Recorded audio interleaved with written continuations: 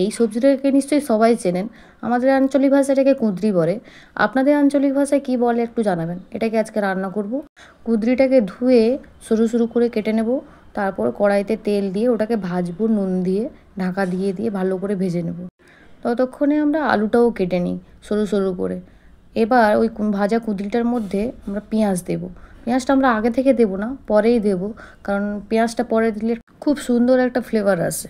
তারপরে আমরা আলুটা যে কেটে রেখেছিলাম ওটাকেও দিয়ে দেবো। আলুটা দিয়েও আমরা নুন দিয়ে ঢাকা দিয়ে দিয়ে ভেজে নেব। আলু কুঁদলি একসঙ্গে ভেজে নেব। এরপরে অল্প হলুদ আর কাঁচা লঙ্কাটাকেও দিয়ে দেবো, দিয়ে তারপর আবার নেড়ে চেড়ে ভালো করে ভেজে নেওয়া হবে। তারপর কুঁদলি আলুটা একটু ভাজা ভাজা হয়ে গেলে আমরা দিয়ে দেবো সর্ষে বাটা।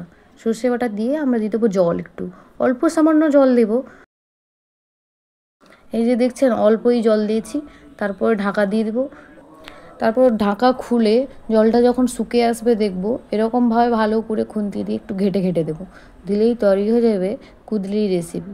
আপনারা একবার বাড়িতে বানিয়ে দেখবেন, খুব ভালো হয় খেতে। Thank you, thanks for watching my video.